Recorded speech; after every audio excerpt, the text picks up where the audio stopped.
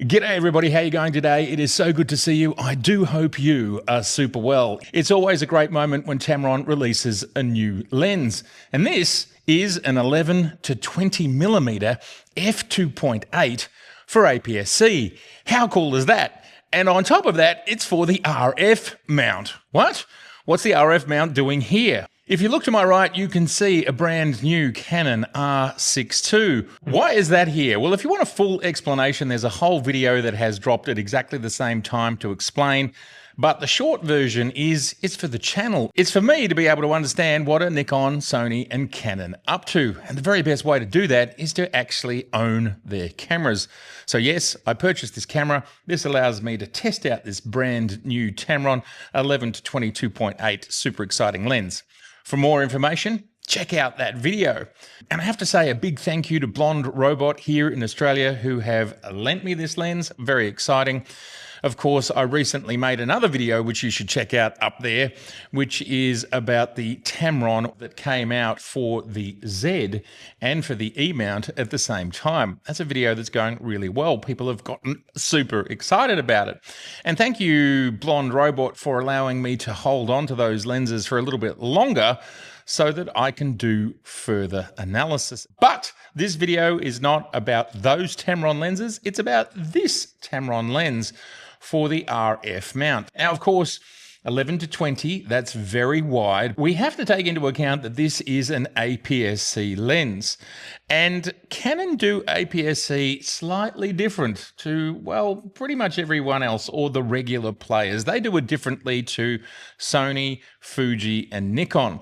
They all apply a 1.5 crop. Back at the start of the DSLR era, Canon made a decision to make their APS-C cameras a 1.6 times crop, which means it's slightly smaller than the 1.5 times crop. Now that's fine. 11 is going to be somewhere around 16 to 17 millimeters field of view equivalent, and 20 millimeters is going to be around 31 to 32 millimeters field of view equivalent. So yes, because that sensor is a little bit smaller, that means the lenses are not quite as wide as, say, if we put this on a Sony E mount or a Nikon Z mount APS-C camera. But that's fine. The difference is negligible. Now, this particular video, because I've only had this lens for an extraordinarily short amount of time, this video is just to let you know two things. That A, this lens is out, and B, that I've got this Canon RF mount camera, and there will be more Canon content coming. 2.8, that's a fantastic level of light gathering capability.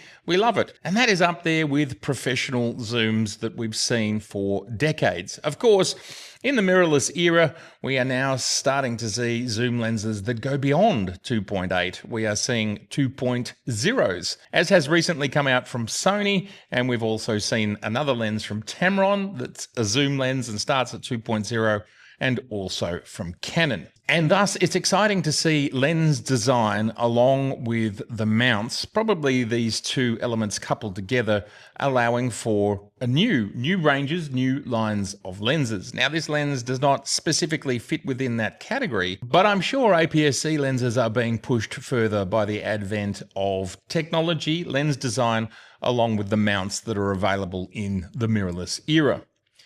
So let's talk about this lens. Well, firstly, let's take it out of the box and have a look at how tiny it is. I understand it's very small, but this is literally an unboxing.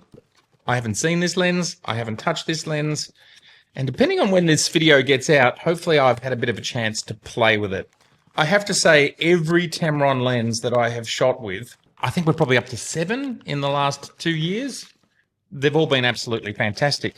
Considering that Tamron is a third-party manufacturer, and also considering that Tamron, I think, makes lenses for a lot of different companies, not just as a third-party manufacturer, but also as an original equipment manufacturer. In other words, for example, I think that they make lenses for Nikon and for Sony. I think that happens. And thus, Tamron are really, really good at making lenses. All right, let's take a look. Very small, has a USB-C port, as we can see on the bottom here.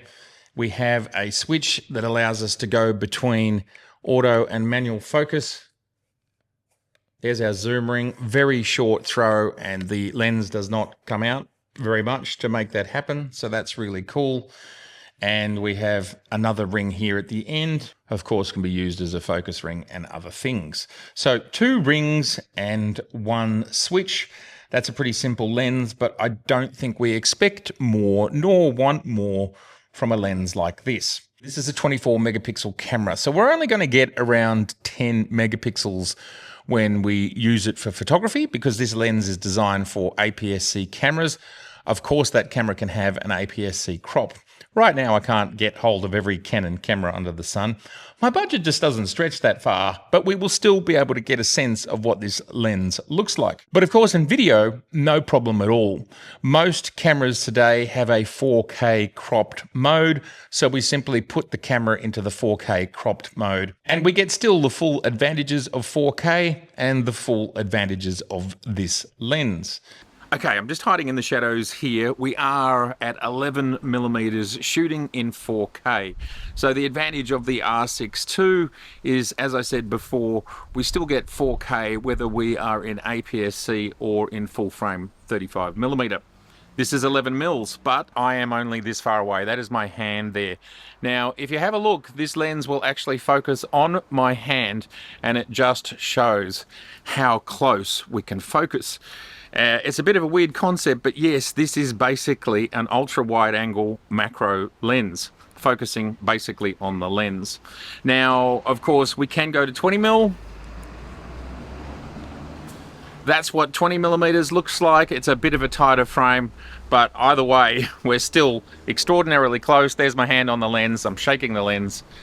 It's fantastic how wide angle this is, and whether you are shooting with Canon full frame 35mm or APS-C, you still get 4K. This is fantastic for content creators. And when it comes to posting images on social media, around 10 megapixels is absolutely more than enough. In usual Tamron style, the build quality is great. There is a rubber gasket around the edge that we can see here, and of course we can see that Canon-sized APS-C aperture. It's very small right there. All right, I think it's time to pop the 11 to 20 millimeter 2.8 Tamron onto the R6 II, which is currently toting the 50mm 1.8. Now, we can see here the Canon R6 II is sitting on a tripod. Why not? I thought it kind of looked cool, but it's actually on this amazing tripod, which I've had this tripod for almost a week now, and it's an absolute revelation. It's an absolute change in the way a content creator, a videographer, or a stills photographer, how they might choose to operate with a tripod. Now, I'll show you more about it, and it'll appear in plenty more videos, but I just wanted to say, very cool tripod.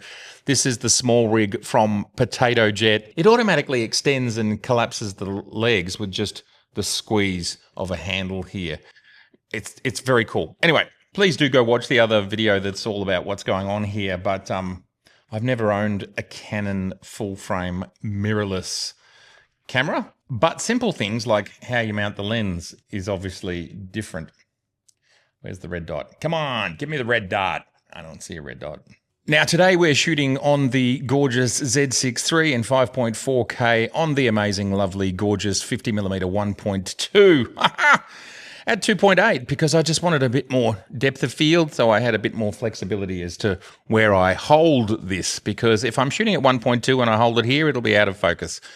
But with 2.8, a bit more wriggle room. Wow, that is crazy wide. So it's saying 11 mil. We don't get the field of view equivalent here. The camera is automatically cropping for it, of course. Let's just pop over to stills mode and see what it says in here. Yeah, it's telling us 11 mil. And obviously it's automatically understanding.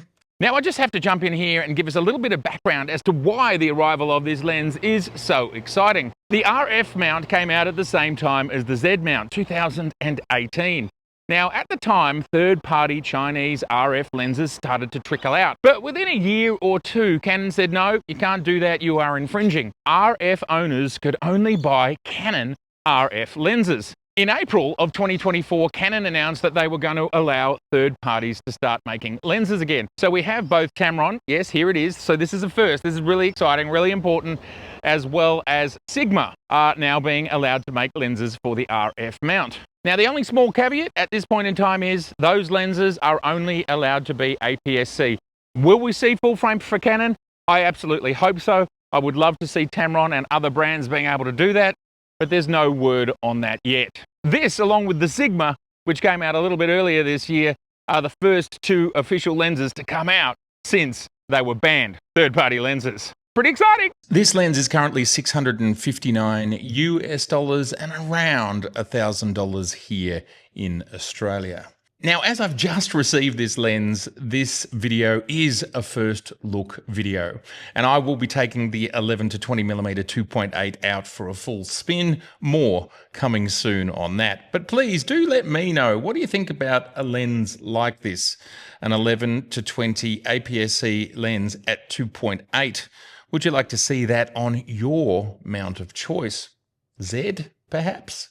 All right, everybody. Well, I'd love to know your thoughts on the 11 to 20mm 2.8.